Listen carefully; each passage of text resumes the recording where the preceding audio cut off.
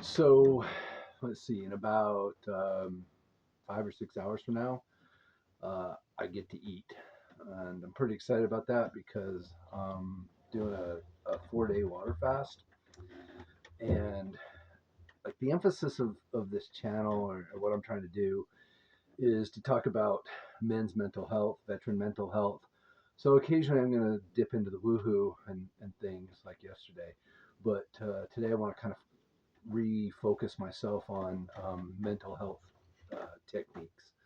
And a 4 day fast is an excellent way um, to to improve your mental health. So let's talk about it. Oh, by the way, also not an endorsement, but hey, hit me up if you want.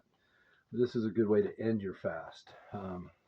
But so yeah, there's a lot of things that really improve our mental health when we do an extended fast, like a 4 day fast, really. A couple of them are, and I'll try to not read this, but just what my notes, the things that I've learned in studying it. So number one is the ketones that produce. So ketones, that's ketogenic diets and things like that. So when your body is starved of calories and carbohydrates, it produces ketones, and ketones are known as the body's cleaner. So they clean out poisons, toxins. They'll even destroy cancer cells. Like when you go into fasting, like your body has to begin to cannibalize itself. And when it begins to cannibalize itself, it knows to eat the diseased and cancerous cells first. So that's the first one. And it also just cleans out your mental fog. Like when people tell me I have a I'm feeling, mental fog, fast, fast. Go ahead and try that. Second is it's a mood stabilizer. So if you are constantly, you know, satisfying your cravings, not only if it's a sugar, right? Not only are you on that sugar high roller coaster, but you're also getting dopamine, wiring your body for more sugar, more cravings, reinforcing that. So when you tell your body no, like you're turning off that dopamine sugar cycle so that your central nervous system and your brain come back into a more regulated state. It increases your resilience to stress because you know you're in that process. So when when you start to feel hangry, right? Like normally when we get to like somewhere, maybe some of us with a real high metabolism might only be 4 hours and you start to get hangry.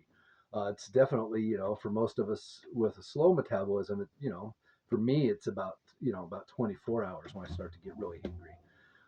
But in any case, because it's a deliberate process and a choice you made, now you get to sit with that. Now you get to say, no, like I am hangry. Like put everybody on blast. Like, hey, let you know I'm in a fast. So maybe now's not the time for us to resolve deep conflict in our relationship. But also, I get the opportunity to say, okay, like these emotions, these feelings that I'm feeling are only temporarily, and they were a deliberate choice. So I'm going to let them slide. I'm going to work on my emotional control. I got to read this word for you. Okay, so it's brain derived neurotropic factor, BDNF. And BDNF is associated with depression, anxiety, and improved cognitive flexibility. So, one of the running themes that I talk about constantly with psychedelics is that the real magic in psychedelics happens not in ceremony. That's not the point. The point is to get ceremony to give you 30 days of neuroplasticity. That's where you can make changes in your life because now your psyche, your brain, and all those neurons that fire together, wire together, right? Like they stop firing together and you get new opportunities to form new paradigms. Well, guess what? A lot of the things that I've been talking about, cold plunging, breath work, meditation, and now fasting, also offer an opportunity for neuroplasticity. So through the BDNF. Next is spiritual and mindfulness, and this one kind of goes with the one I was talking about a moment ago, two points ago. Is that it? So in a way, it's a little redundant, but it heightens your self awareness. It causes you to slow down, like your energy and things like that, and so it puts you into a slower, more mindful, more gentle space. course, again, you got to balance it with the hangry feelings. But like I do, I begin to slow down. I become way more sensitive to my intuition, my spiritual aspects of myself, because I'm ignoring my physical. I'm quieting it. I'm telling it no. So in those regards, I have the opportunity to be more spiritually minded, to be more meditative, to slow down.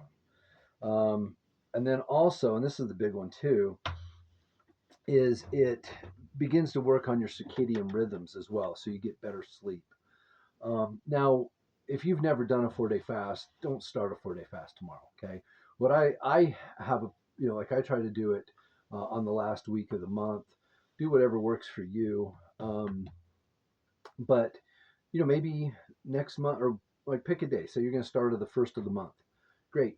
This month, do a 1-day fast. And when I say fast, I mean a water fast, right? So you're depriving yourself of any calories and food, but you're drinking and getting plenty of electrolytes too. Okay, so you do need those electrolytes for brain function and things like that.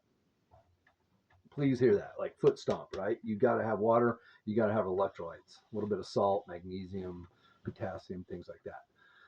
Okay, so do a single day if that works. Great.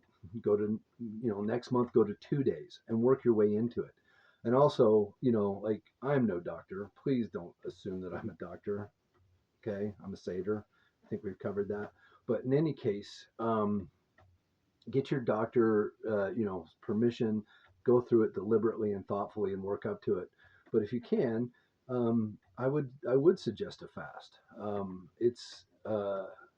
It is remarkable. It really is. The both the physical and mental health benefits that it produces for me are why I keep it in the rotation of tools that I use for my mental health. Which, by the way, to be completely transparent with you, I just came out of therapy. Okay. And you'd think that for a guy that talks so much about mental health and all the things, that I would have it somewhat figured out. And, maybe I do, maybe I don't. I don't know. But one thing that my therapist said today in session is that, and we were talking about a particular practice, he's like, yeah, we need all the tools in the toolbox that we can get. And like that metaphor really resonates with me. Like nobody wants to, let's say be a mechanic with, one pair of pliers, right? Like a single tool is never going to get the job done, especially when we're talking about really critical and really complex problems. You need all the tools you can get in your toolbox. That's why I advocate for all of it. Plant medicine is not a silver bullet. Counseling is not a silver bullet. Meditation's not a silver bullet. Therapy's not a silver bullet. Breath work, cold plunging, fasting, none of them are. But when you combine them all, now you got real capacity. Real capacity. All right. Um, Let me know if you've fasted. Let me know if you've tried this. Let me know what your longest fast is.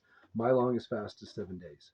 And again, uh, break back into eating gently. Start with some bone broth. Get you some great nutrients, proteins, minerals, all sorts of good stuff. Is a good way to ease back into that. Some fruit, especially bananas, grapes, a few things like that. And so you can Google it. Okay, get some tips out there.